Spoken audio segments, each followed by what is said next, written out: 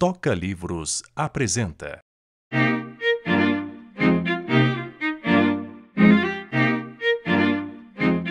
A editora Casa da Palavra e a Casa do Saber apresentam A Filosofia Explica Grandes Questões da Humanidade, de Clóvis de Barros Filho e Júlio Pompeu, lido e comentado pelos seus autores.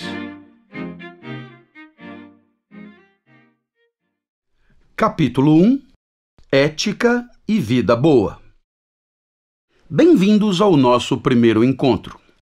Partiremos do cotidiano, do que nos acontece no dia a dia, e refletiremos sobre a vida que nos toca viver. Faremos o possível para abrir mão dos jargões, das escolas e dos autores que costumam servir de muleta em cursos como este. O risco de não conseguirmos descolar do senso comum é grande. Por isto, na próxima aula, vamos recorrer a alguns mestres, grandes autores, reconhecidos, que nos ajudarão a avançar. Mas sem medo, estaremos sempre juntos. Se alguém se perder, grite. Seremos solidários. Ética e Vida Boa. Ética é o nosso tema. Reflexão que o homem sempre teve que fazer para identificar a melhor maneira de conviver. E também convivência definida a partir desta reflexão. Em alguns casos, ética tem a ver com a vida boa, com felicidade. Afinal, convivendo melhor, supomos viver melhor também. Quase tudo o que nos acontece está relacionado com alguma intervenção alheia. Na pior das hipóteses, evitamos a fúria e a indignação dos demais para conosco, reduzindo assim o número de encontros tristes. Mas ética e felicidade nem sempre correspondem, porque pessoas íntegras e moralmente inatacáveis, preparadas e dispostas a uma convivência digna, respeitadoras categóricas de imperativos, enfrentam problemas existenciais como qualquer canalha. Adoecem, envelhecem, são traídas e abandonadas por amigos e amantes, trabalham o luto e muito mais. O real agride virtuosos e pústulas, sem filtro moral. Não há muita justiça no mundo dos afetos. Ora, o que é que eu estou querendo dizer aqui? Muitas vezes as pessoas acreditam que, se você é honesto, você será recompensado, como se forças absolutas garantissem a você uma recompensa por agir de forma digna e adequada. Ora, nada mais equivocado. Na verdade, a ação moral não tem nenhuma relação com o acaso dos encontros tristes com o mundo. Você pode, por exemplo, acabar de ter uma conduta generosa e tropeçar, quebrar uma perna, ser atingido por um vaso que despenca do terceiro andar, e aí então fica evidente que a dignidade moral e a tristeza não têm nenhuma relação de causalidade. Difícil de ensinar. Justamente por dizer respeito à convivência, falar de ética é tarefa difícil para o professor. Sempre se suspeitará de não haver nada de muito novo a ensinar, ou a aprender. Afinal, todo mundo entende um pouco disso, ou pelo menos deveria entender. É o que se espera. Não é muito comum nem recomendável admitir total ignorância no assunto. Imaginem a má impressão que causaria a seguinte advertência: sou médico e de ética não entendo nada. Ou ainda, sou político e ética não é o meu forte. E com você não é diferente. Desde os parágrafos iniciais deste primeiro capítulo, o seu repertório sobre ética nunca é virgem. Já conta com referências, crenças mais ou menos compartilhadas, certezas consolidadas. Há muito tempo, talvez. Tudo isso aprendido no ritmo da vida, na contingência dos encontros com o mundo e na complexidade das relações com outras pessoas, ao longo de uma ininterrupta socialização moral. Por essas e outras, às vezes parece mais fácil ensinar o que são ligações peptídicas, medir áreas geométricas ou ainda calcular as energias potencial e cinética de uma bolinha que se desloca lá do alto da rampa. Difícil de aprender.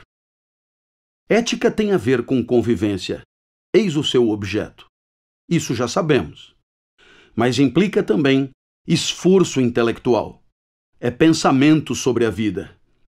Vivida em meio aos demais, em relação, e vida regida pelo pensamento.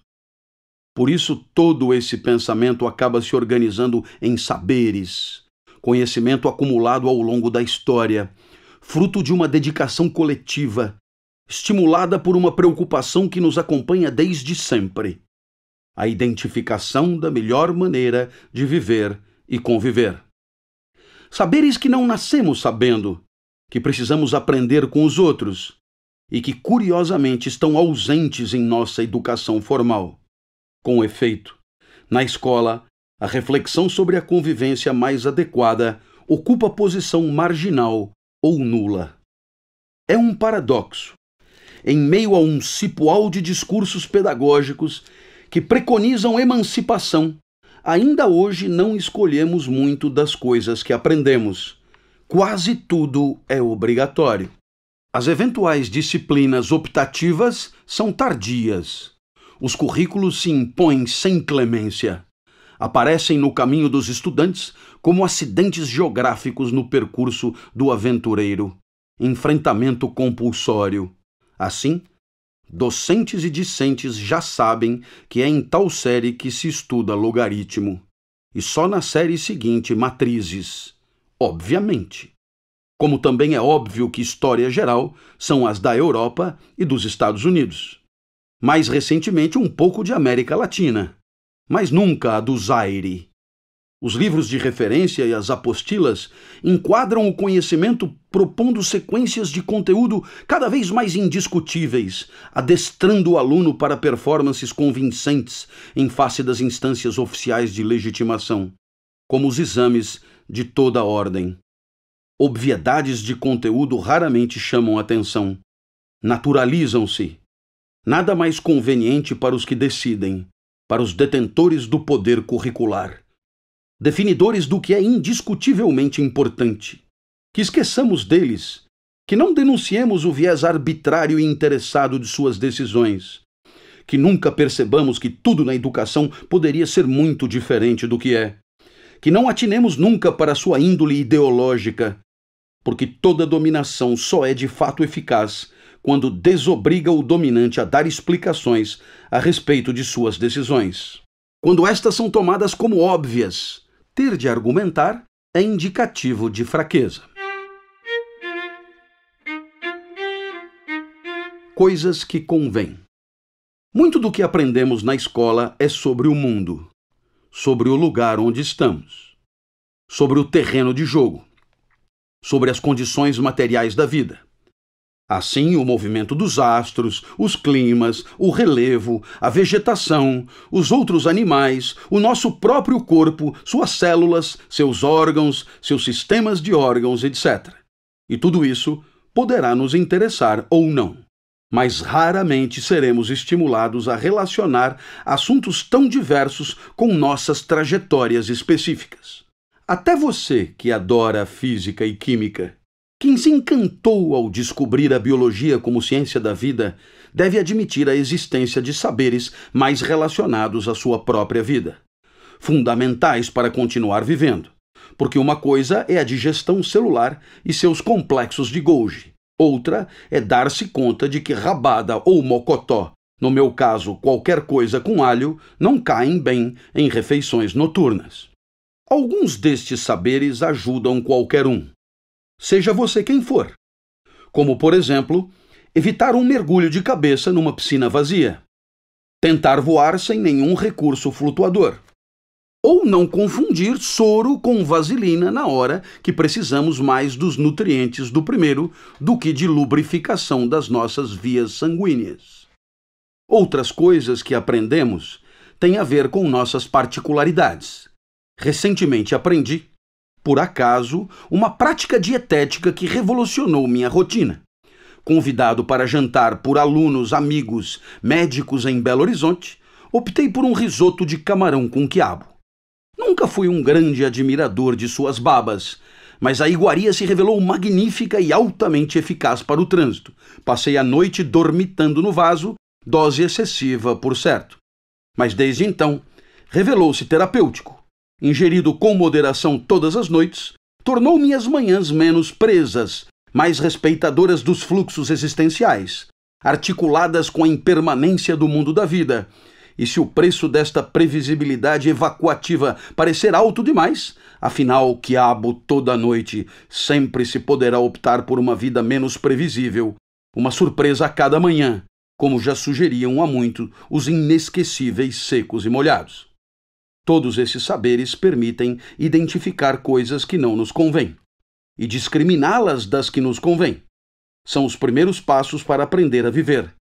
Perceber que as coisas do mundo não nos são indiferentes, que algumas nos caem bem e outras nos caem mal, pelo menos por algum tempo, e que por isso mesmo as julgamos boas e más, enquanto este tempo durar.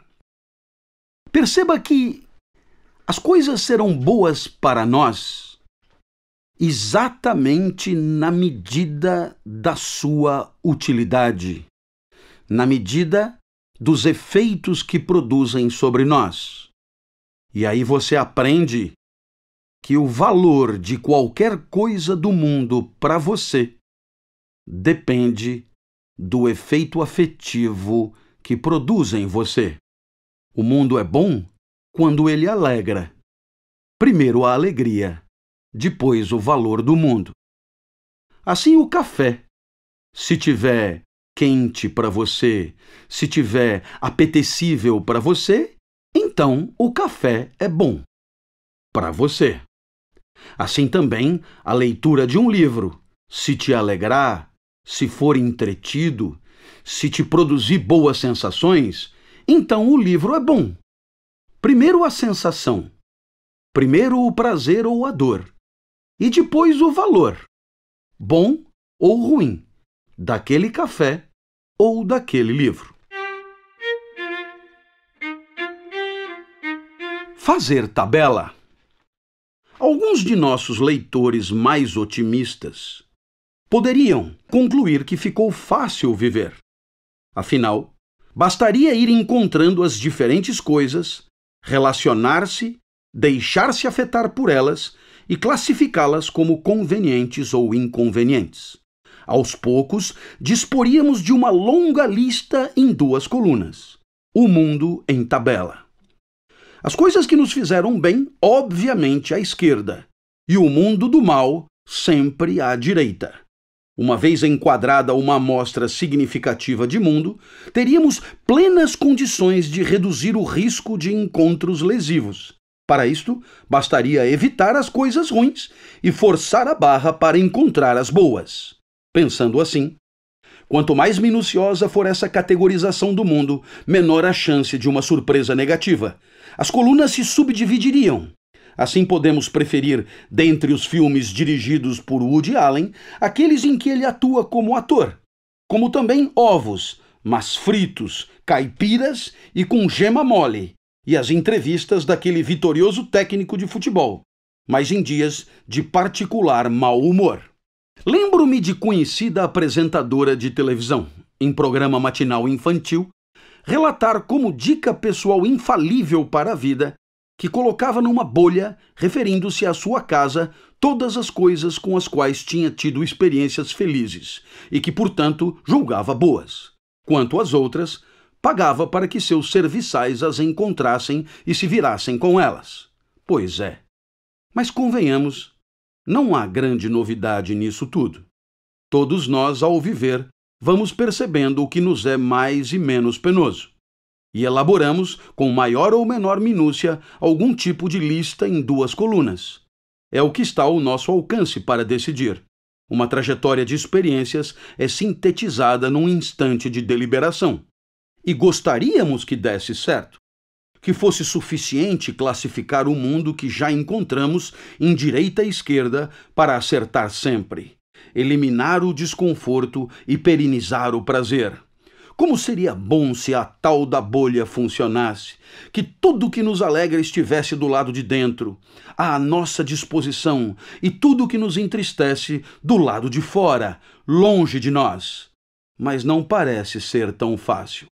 Mesmo para os mais iludidos, a esmola é muita, e meu santo, calejado por incontáveis reveses, simplesmente desconfia. Afinal, muitos dos efeitos que o mundo produz em nós não se adequam às singelas 2 colunas, porque podem convir e não convir, como algumas pastilhas, que potencializam sensações táteis, mas diminuem a capacidade intelectiva. O cigarro, que serve de chupeta e enfumaça os pulmões. A psicoterapia, que abre feridas para curá-las. O vinho, que é saboroso, traz alegria alcoólica e, tomado com moderação todos os dias, faz bem para um monte de coisas. Epa! Este parece tudo de bom. Cravo seco na coluna da esquerda. Pois é. Mas esse mesmo vinho acaba lhe obrigando a uma ingestão diária compulsória para que tudo isto continue acontecendo. Embriaguez sustentável para uns, alcoolismo para outros. Só 1 ou 2 tacinhas no final do dia. E aí, exemplo a exemplo, na hora de decidir sobre o que colocar na bolha, a certeza arrogante da apresentadora vai dando lugar a dúvidas angustiadas. Você acabou de ouvir o trailer. Agora fique com o começo deste audiolivro.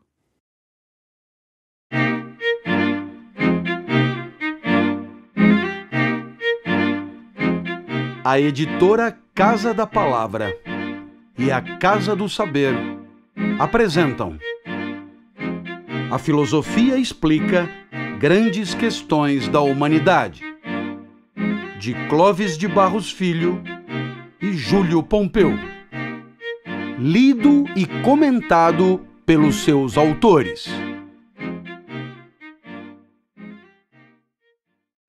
Capítulo 1 – Ética e Vida Boa. Bem-vindos ao nosso primeiro encontro. Partiremos do cotidiano, do que nos acontece no dia a dia, e refletiremos sobre a vida que nos toca viver. Faremos o possível para abrir mão dos jargões, das escolas e dos autores que costumam servir de muleta em cursos como este. O risco de não conseguirmos descolar do senso comum é grande. Por isto, na próxima aula, vamos recorrer a alguns mestres, grandes autores, reconhecidos, que nos ajudarão a avançar. Mas sem medo, estaremos sempre juntos. Se alguém se perder, grite. Seremos solidários. Ética e vida boa. Ética é o nosso tema. Reflexão que o homem sempre teve que fazer para identificar a melhor maneira de conviver. E também convivência definida a partir desta reflexão. Em alguns casos, ética tem a ver com a vida boa, com felicidade. Afinal, convivendo melhor, supomos viver melhor também. Quase tudo o que nos acontece está relacionado com alguma intervenção alheia. Na pior das hipóteses, evitamos a fúria e a indignação dos demais para conosco, reduzindo assim o número de encontros tristes. Mas ética e felicidade nem sempre correspondem, porque pessoas íntegras e moralmente inatacáveis, preparadas e dispostas a uma convivência digna, respeitadoras categóricas de imperativos, enfrentam problemas existenciais como qualquer canalha. Adoecem, envelhecem, são traídas e abandonadas por amigos e amantes, trabalham o luto e muito mais. O real agride virtuosos e pústulas, sem filtro moral. Não há muita justiça no mundo dos afetos. Ora, o que é que eu estou querendo dizer aqui? Muitas vezes as pessoas acreditam que, se você é honesto, você será recompensado, como se forças absolutas garantissem a você uma recompensa por agir de forma digna e adequada. Ora, nada mais equivocado. Na verdade, a ação moral não tem nenhuma relação com o acaso dos encontros tristes com o mundo. Você pode, por exemplo, acabar de ter uma conduta generosa e tropeçar, quebrar uma perna, ser atingido por um vaso que despenca do terceiro andar. E aí, então, fica evidente que a dignidade moral e a tristeza não têm nenhuma relação de causalidade. Difícil de ensinar. Justamente por dizer respeito à convivência, falar de ética é tarefa difícil para o professor. Sempre se suspeitará de não haver nada de muito novo a ensinar ou a aprender. Afinal, todo mundo entende um pouco disso, ou pelo menos deveria entender. É o que se espera. Não é muito comum nem recomendável admitir total ignorância no assunto. Imaginem a má impressão que causaria a seguinte advertência: sou médico e de ética não entendo nada. Ou ainda, sou político e ética não é o meu forte. E com você não é diferente. Desde os parágrafos iniciais deste primeiro capítulo, o seu repertório sobre ética nunca é virgem. Já conta com referências, crenças mais ou menos compartilhadas, certezas consolidadas. Há muito tempo, talvez. Tudo isso aprendido no ritmo da vida, na contingência dos encontros com o mundo e na complexidade das relações com outras pessoas, ao longo de uma ininterrupta socialização moral. Por essas e outras, às vezes parece mais fácil ensinar o que são ligações peptídicas, medir áreas geométricas ou ainda calcular as energias potencial e cinética de uma bolinha que se desloca lá do alto da rampa. Difícil de aprender. Ética tem a ver com convivência. Eis o seu objeto. Isso já sabemos. Mas implica também esforço intelectual. É pensamento sobre a vida, vivida em meio aos demais, em relação, e vida regida pelo pensamento. Por isso, todo esse pensamento acaba se organizando em saberes, conhecimento acumulado ao longo da história, fruto de uma dedicação coletiva, estimulada por uma preocupação que nos acompanha desde sempre: a identificação da melhor maneira de viver e conviver. Saberes que não nascemos sabendo, que precisamos aprender com os outros e que, curiosamente, estão ausentes em nossa educação formal. Com efeito, na escola, a reflexão sobre a convivência mais adequada ocupa posição marginal ou nula. É um paradoxo. Em meio a um cipoal de discursos pedagógicos que preconizam emancipação, ainda hoje não escolhemos muito das coisas que aprendemos. Quase tudo é obrigatório. As eventuais disciplinas optativas são tardias.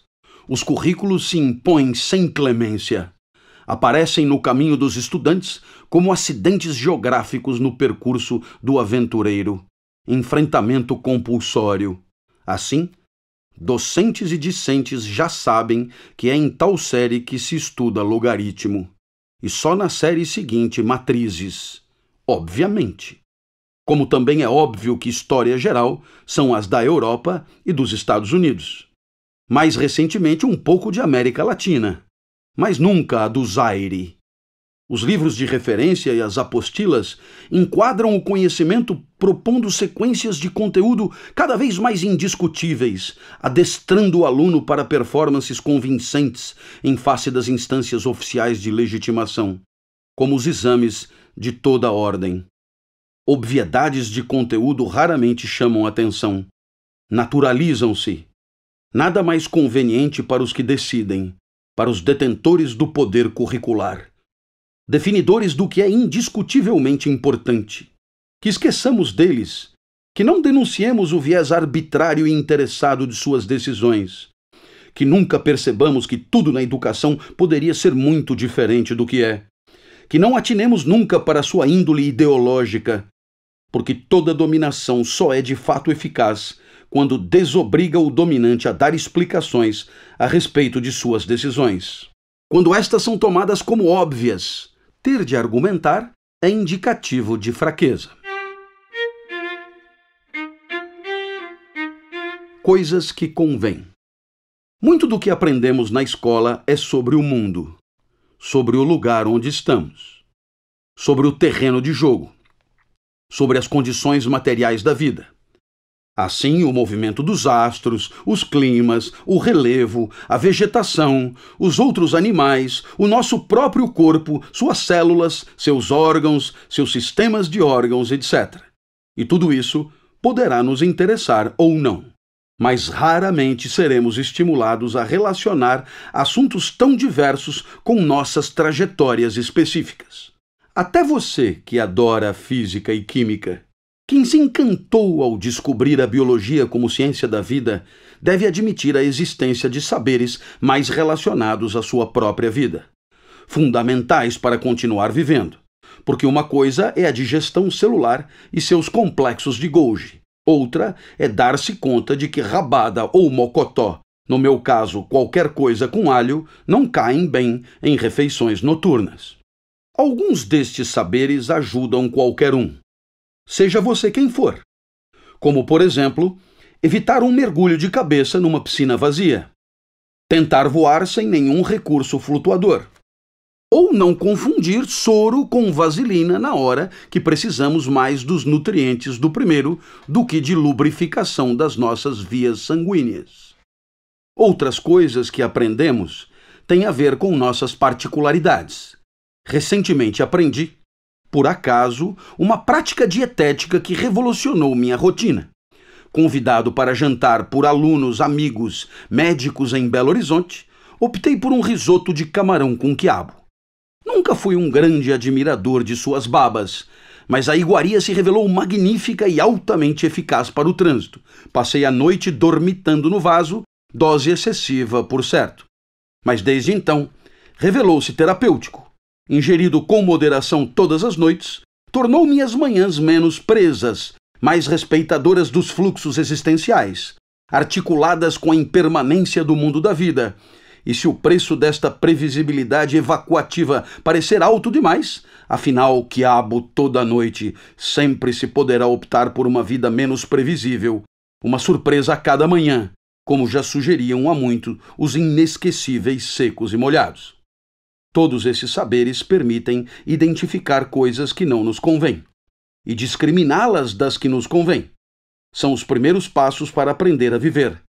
Perceber que as coisas do mundo não nos são indiferentes, que algumas nos caem bem e outras nos caem mal, pelo menos por algum tempo, e que por isso mesmo as julgamos boas e más, enquanto este tempo durar. Perceba que as coisas serão boas para nós exatamente na medida da sua utilidade, na medida dos efeitos que produzem sobre nós. E aí você aprende que o valor de qualquer coisa do mundo para você depende do efeito afetivo que produz em você. O mundo é bom quando ele alegra. Primeiro a alegria, depois o valor do mundo. Assim o café, se tiver quente para você, se tiver apetecível para você, então o café é bom para você. Assim também a leitura de um livro, se te alegrar, se for entretido, se te produzir boas sensações, então o livro é bom.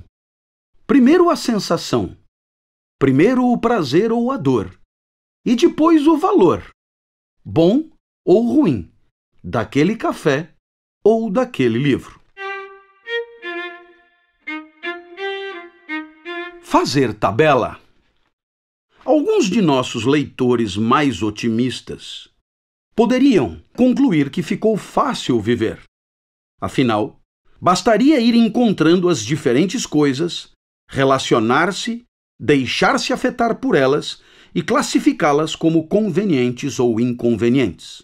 Aos poucos, disporíamos de uma longa lista em 2 colunas. O mundo em tabela.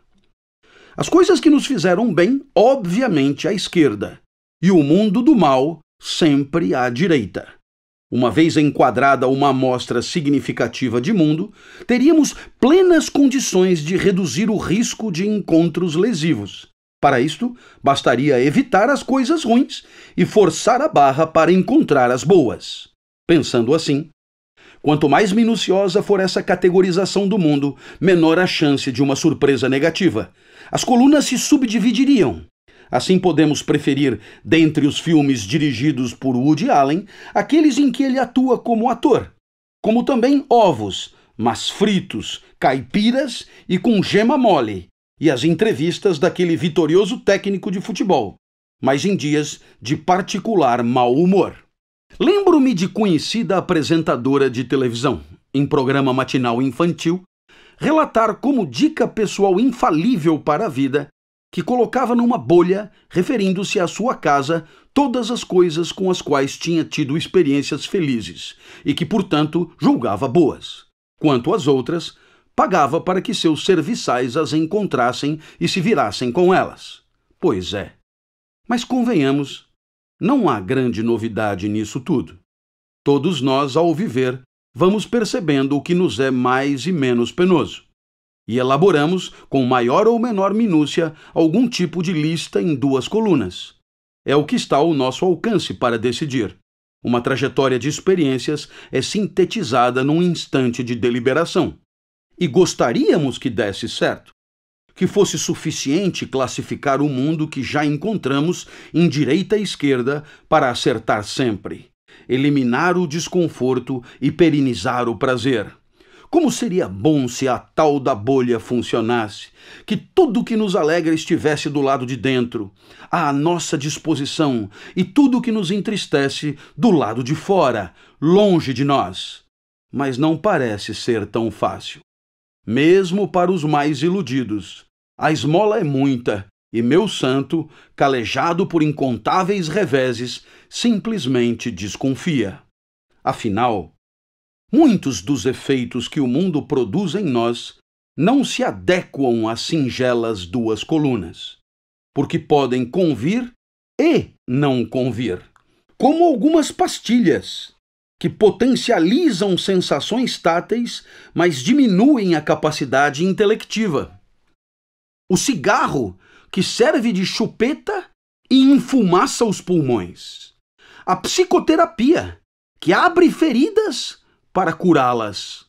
O vinho, que é saboroso, traz alegria alcoólica e, tomado com moderação todos os dias, faz bem para um monte de coisas.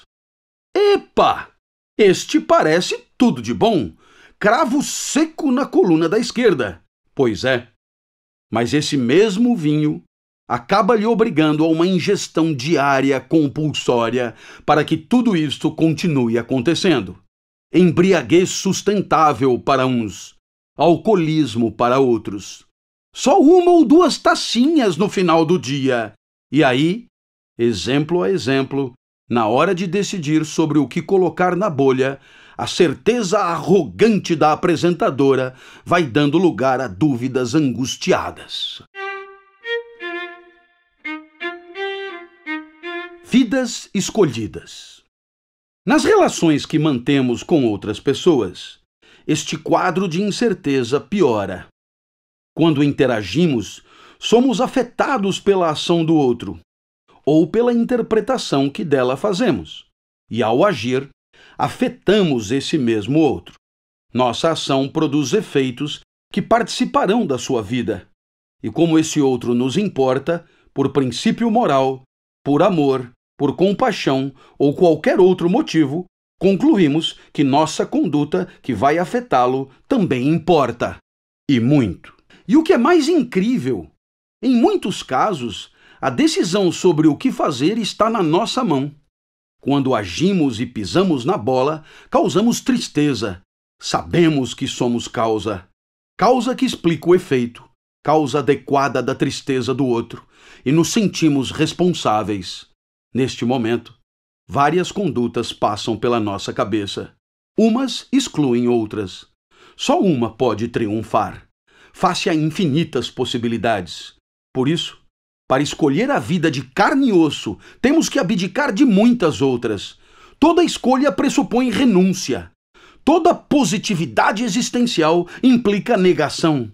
A sensação de perda é inevitável. Vidas jogadas no lixo, preteridas, aquelas que decidimos não viver, confinadas ao mundo das quimeras, excluídas da materialidade das condutas. E neste trabalho de escolha, muitas dúvidas são previsíveis e recorrentes. Devo mentir em meu proveito? Devo mentir em proveito do outro? Devo respeitar um compromisso assumido há tempos, mesmo sabendo que me trará prejuízo?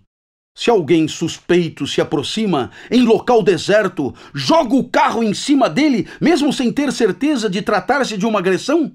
Devo denunciar o amigo e colega traidor dos interesses do grupo ou da empresa? E perguntas como estas se seguiriam indefinidamente. Escravos das paixões. Para alguns pensadores reconhecidos, sem dar nomes como prometido, toda escolha existencial, aparentemente resultante de uma atividade soberana da razão, é estritamente determinada pelos afetos, pelas alegrias e tristezas, pelos medos e esperanças. A vida melhor seria simplesmente a que nos alegra mais, ou a que supomos nos alegrará mais. Neste caso, seríamos escravos das paixões, do esforço que todo vivente faz para perseverar no seu ser. Luta pela reafirmação da própria potência, luta pelo tesão, luta pela vida. As deliberações ditas morais corresponderiam rigorosamente às inclinações afetivas dominantes. Desta forma, optaríamos por uma postura mais arrojada quando o tesão superasse o medo, e por outra mais prudente, quando o temor triunfasse. Só nos diferiríamos do resto da animalidade pelo grau de complexidade semiótica, pelo rebuscamento na hora de justificar, para nós e para os outros, por que nos inclinamos mais por esta ou aquela solução. E toda impressão de liberdade, de autonomia decisória, decorreria de nossa ignorância sobre a origem dos nossos apetites, sobre a interação entre nossos afetos e produção intelectiva. Neste caso, todo juízo moral não passaria do resultado de uma somatória de vetores afetivos, de uma combinação de paixões que estão em tempo real, que detêm a primazia, que são condição, porque toda valoração moral depende do que estamos sentindo. E tudo estaria bem assim, cada qual com suas sensações, na particularidade de suas relações com o mundo. O problema é que não vivemos sós. Se fôssemos só eu e a cerejeira, estaria tudo resolvido. Esta última seria linda se e quando ensejasse em mim seu observador encantamento. E nem tão linda assim se me entediasse. Mas além de mim e da cerejeira, tem mais gente. Tem todo mundo. Pessoas como eu, com alguma potência e querendo mais, que também querem se alegrar, resistindo e insistindo no próprio ser. Mas essas pessoas, por serem diferentes de mim, também são afetadas distintamente pelo mundo. O que me alegra pode entristecê-las, e vice-versa. Problema à vista na hora de identificar o valor das coisas e das condutas. Pela primazia dos afetos, a mesma coisa ou a mesma conduta terá, neste caso, valor positivo para os que com ela se alegrarem e negativo para os que se entristecerem. Valores opostos para o mesmo mundo. E você, que se deixou seduzir pela argumentação, pergunta com atrevimento: e qual é o problema? Que cada um atribua valor às coisas em função da singularidade dos seus afetos. Neste caso, a nossa cerejeira seria bela para uns e feia para outros. Não parece tentador? Para você que está me ouvindo, essa ideia de que a conduta moral resulta das sensações, do que você sente, dos apetites e das inclinações do corpo, vale a pena aqui lembrar de uma pequena historinha que me ocorre. Um amigo de longa data, me convida para uma atividade desportiva no meio do dia, uma aula de hidroginástica. Você que me ouve pode imaginar o quanto esta proposta me soa esdrúxula. Mas esse amigo tanto insistiu que acabei indo. Piscina, dentro de um prédio no centro da cidade. Aí estava eu, de touca e roupão alugado, esperando pela tal aula de hidroginástica. Até aquele momento, não tinha entendido a razão do convite e lamentava profundamente tê-lo aceito. Eis que chega a professora. Mulher de topografia exuberante, glúteos inimagináveis e um vestuário absolutamente aderido às suas formas. Uma mulher inesquecível. Então meu amigo de longe na piscina comemora. Viu? Eu não falei para você vir. Sabia que ia gostar da aula. E aí, acabei fazendo 1 ano e meio de aula de hidroginástica com a professora Kátia. E durante esse 1 ano e meio, o meu corpo clamava pela manipulação glútea, pela aproximação física. E durante 1 ano e meio, eu nada fiz. Permaneci distante, controlando-me, impedido que estava de ousar. Neste momento você perguntará: mas se a nossa decisão, a nossa conduta depende do que sentimos, então você deveria ter agarrado a professora no primeiro dia. Não tão rápido. A sua conclusão é equivocada. Porque na contramão desta inclinação desejante havia um outro afeto, em sentido contrário e mais poderoso ainda: o medo, o temor. É aquilo que você sente quando imagina as consequências nefastas de uma conduta que você toma. O medo da reação da professora, o medo da repercussão que aquela conduta pudesse ter, sobretudo para quem se apresenta como principal traço da própria identidade, ser professor de ética. Viu só? Neste momento, o medo venceu o tesão. E isto chamamos alguém virtuoso. Agora, no dia que o tesão vencer o medo, nossa, saia de baixo. Você se tornará irrefreável e as consequências sociais da conduta poderão ser bastante nefastas.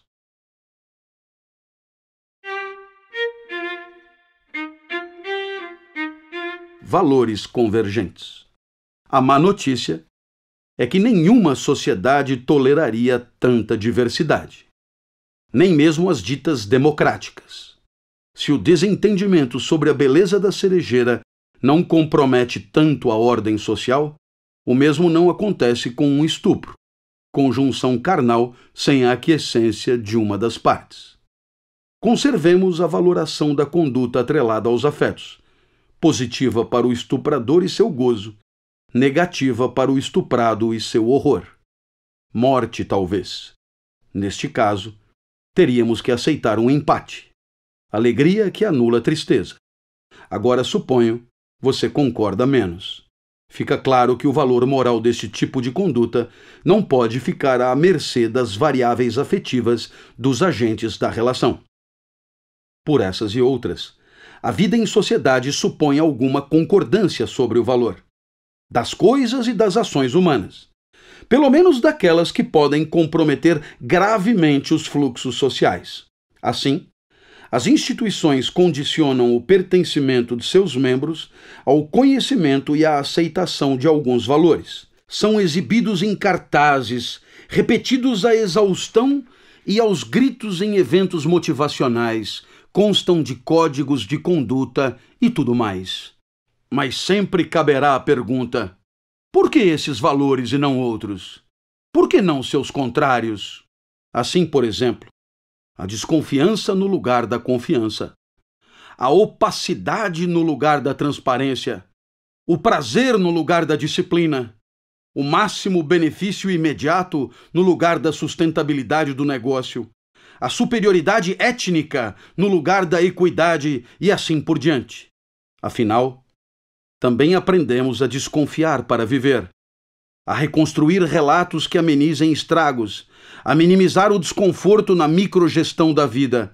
Os países ricos detonaram e continuam detonando o meio ambiente, o que inviabilizará a continuidade da vida como ela é. E a escravidão, definida pela etnia, era normal até ontem. Pois é, ante tamanha oferta, é preciso simplificar, reduzir, escolher alguns valores e não outros, para que possam ser respeitados por qualquer um, universalmente talvez. Mas como o que alegra uns não alegra todos, todos lutam pela generalização do valor que corresponda à própria alegria, aos próprios interesses, que seja o meu valor, o verdadeiro valor. E desta forma, o mundo acaba de se converter numa arena de luta de agentes interessados pela definição do valor legítimo das coisas, com resultados sempre provisórios, reféns de uma relação de forças sempre subversível. Por este caminho, a ética tornou-se uma questão de poder. Ah, meu amigo ouvinte, você que se alegra degustando polpetone, você conhece um vegetariano, você sabe, o vegetariano tudo fará para te convencer da excelência da dietética vegetariana e você tudo fará para mostrar que sem a proteína da carne, a vida não é a mesma. E os argumentos são apenas um reflexo de você se alegrar comendo polpetone e o seu amigo se alegrar degustando rabanete. Tentamos o tempo inteiro fazer das nossas alegrias particulares uma espécie de regra universal. E aí haverá aqueles que prometem que comer linhaça é tudo de bom. São os comedores de linhaça. Haverá os que garantam que yoga é bom para todo mundo. São aqueles que curtem ficar parado em posições desagradáveis. Haverá aqueles que assegurem que, nossa, correr na praia é um prazer insubstituível. São os que se alegram em correr na praia. E aí você percebe que toda vez que algo nos alegra, temos uma tendência de querer empurrar a goela abaixo de todo mundo a nossa alegria como se fosse uma regra universal. Aliás, filósofos não são diferentes. Se alegram com a filosofia e por isso estão convencidos de que a filosofia é bom para todo mundo. Nossa, nada mais duvidoso. Mas fica aí a ressalva. Livres para viver.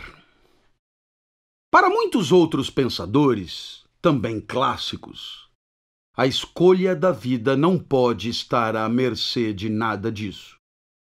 Deve respeitar normas e critérios que não levem em conta o que estamos sentindo, alinhados com valores que não sejam em nada relativos à situação vivida. Por isso, denominados absolutos. Graças a eles, poderíamos deliberar na contramão dos afetos, pela tristeza, em nome do dever. Só neste caso teríamos certeza da própria liberdade, da própria dignidade. Na paixão ou na autonomia, o fato é que, enquanto houver vida, estamos condenados a vivê-la, a decidir sobre ela, mesmo na hora de abreviá-la. Agir é uma sina, não há como fugir. Tirar férias.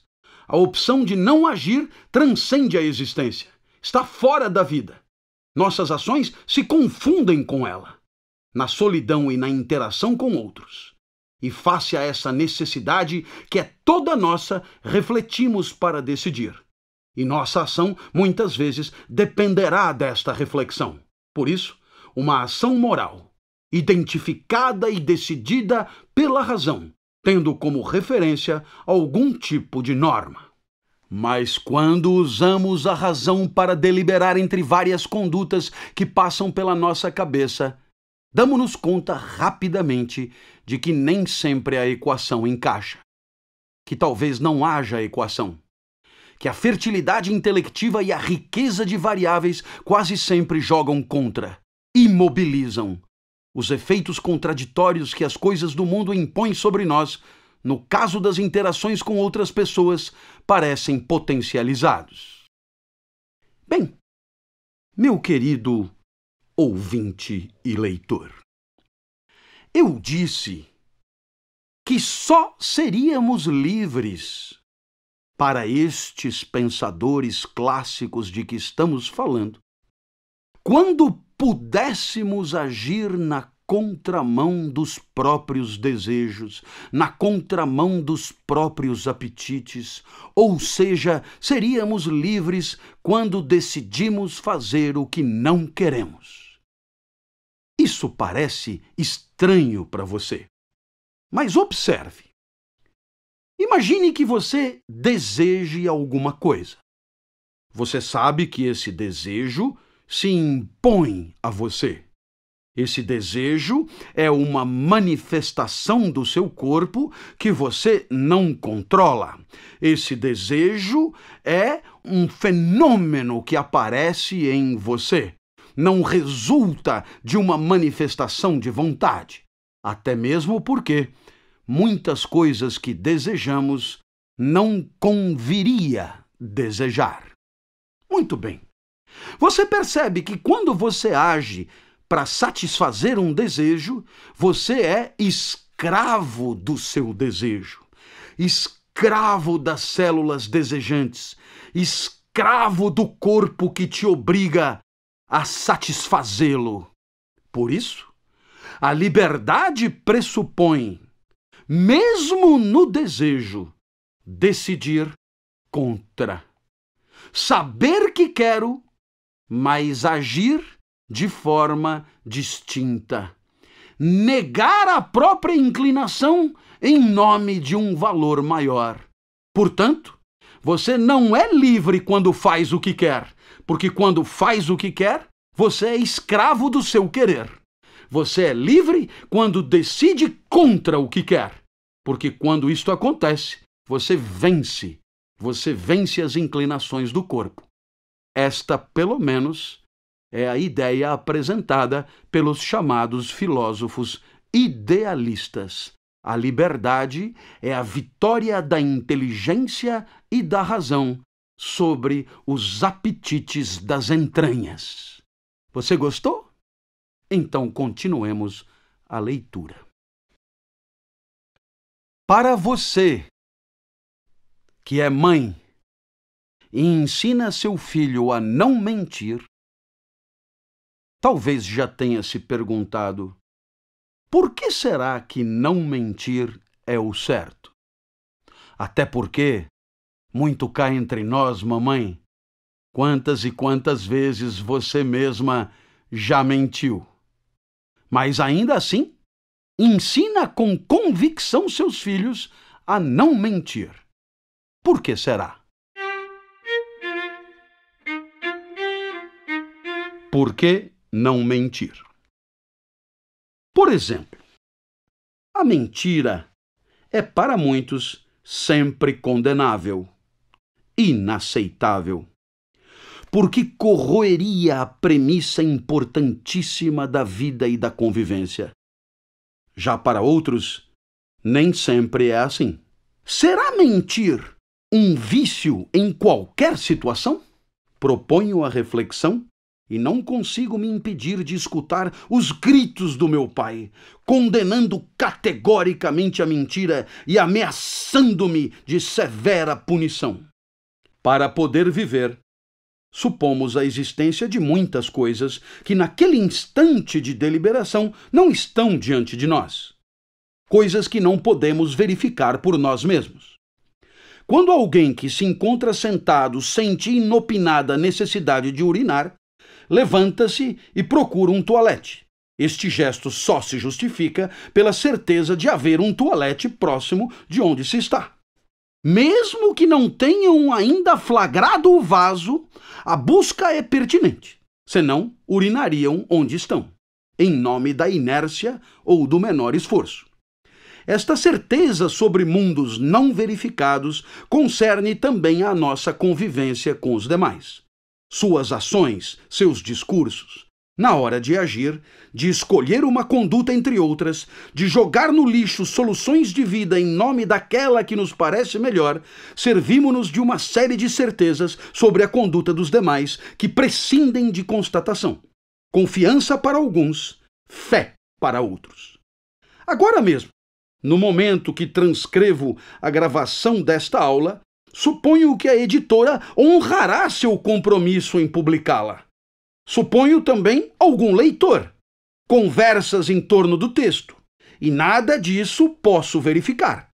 Simplesmente porque, neste caso, nada disso tem, no instante em que falo, materialidade alguma. Mas sem estas certezas, eu não estaria aqui, diante deste microfone, com tantos atrativos naturais por perto, desdenhando da minha ausência. Da mesma forma, quando interagimos, recebemos informações de terceiros sobre coisas que não podemos checar. Não tem outro jeito. Precisamos saber muito mais do que nossos olhos enxergam, do que a posição de nosso corpo no mundo autoriza a perceber. Por isso, só nos resta acreditar no que nos contam. Pela mídia, o jornalista apresenta suas manchetes, que anunciam fatos jornalísticos.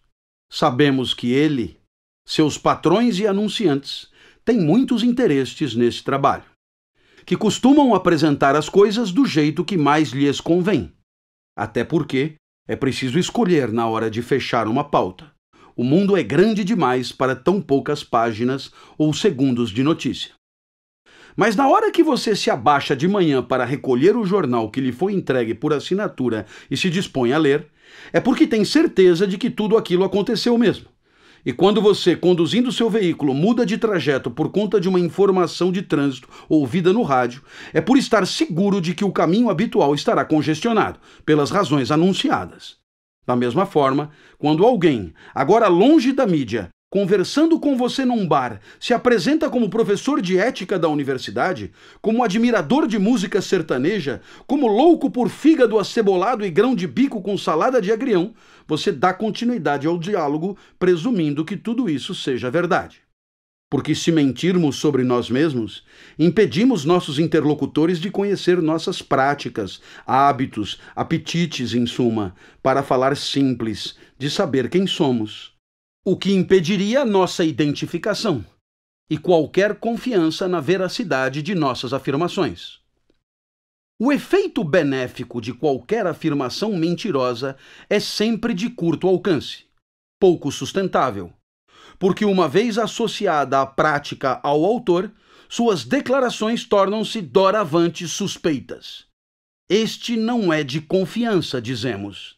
E se por hipótese todos se tornassem mentirosos, se a mentira virasse regra universal, qualquer iniciativa mentirosa seria ineficaz.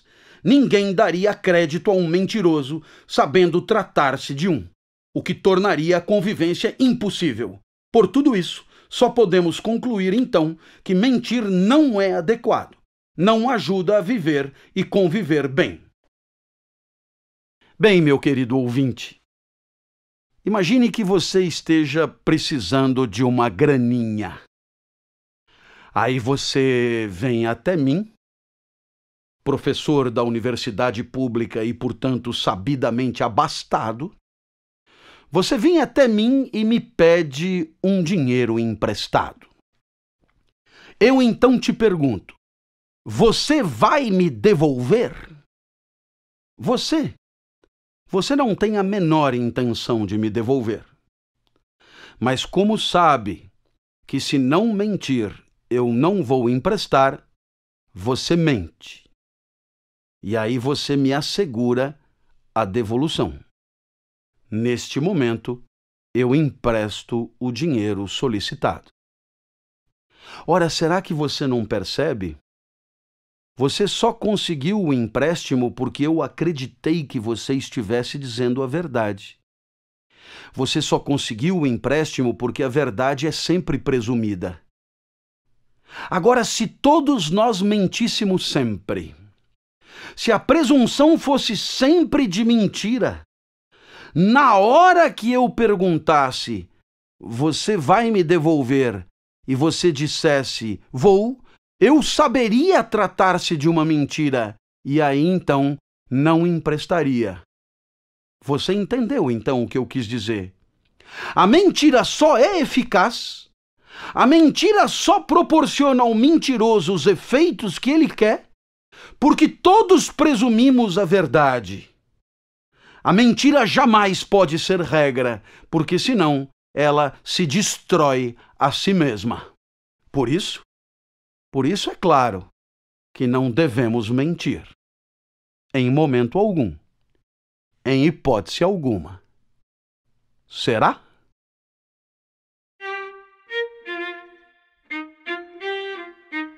Por que mentimos assim mesmo? Apesar de toda esta argumentação, o fato é que mentimos com frequência. Uns mais, outros menos, é fato. Então, de duas uma. Ou somos ignorantes e não sabemos viver, servimos-nos de uma razão viciada e erramos a cada mentira, ou então a mentira nos parece, em situações concretas da vida, muito conveniente. Conveniência nossa, do mentiroso, mas também conveniência do outro, aquele que também se beneficiará da nossa mentira, a quem pretendemos proteger da verdade. Comecemos pelo mais comum. Mentir para atender à conveniência de quem mente. Conveniência do canalha, que age mal com vistas a um benefício próprio. Daquele que só nega suas verdadeiras intenções para fazer crer no que não pretende e auferir benefícios desta falsa crença. Conveniência do chavequeiro, do paquerador, que com escopo de cópula singular faz crer em projetos de longa duração, com direito a nomes para a prole, bairro e arquitetura da futura residência e envelhecimento compartilhado. Sempre se poderia argumentar que as delícias proporcionadas por uma aproximação física prazerosa com um parceiro desejado têm total primazia quando comparadas às miudezas de vidas a longo prazo. Afinal, sempre passam tantas coisas pela nossa cabeça quando cogitamos sobre o futuro. Nossas expectativas são quase sempre tão confusas, tão fugazes. Podemos deixar de querer rapidamente aquilo que com muita intensidade almejamos para nós num instante qualquer. E convenhamos, ninguém quer as mesmas coisas antes e depois de um orgasmo. Mentir por conveniência nossa, com certeza. Mas também por conveniência do outro, do interlocutor, da vítima, que terá no afastamento do real lesivo, proporcionado pela mentira, um unguento, uma sobrevida, um instante de alívio, ainda que temporário, um bálsamo protetivo face à tristeza que supostamente ensejaria a verdade. Para quando a sinceridade parece cruel demais.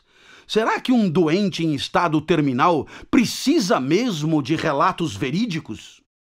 E você, senhora?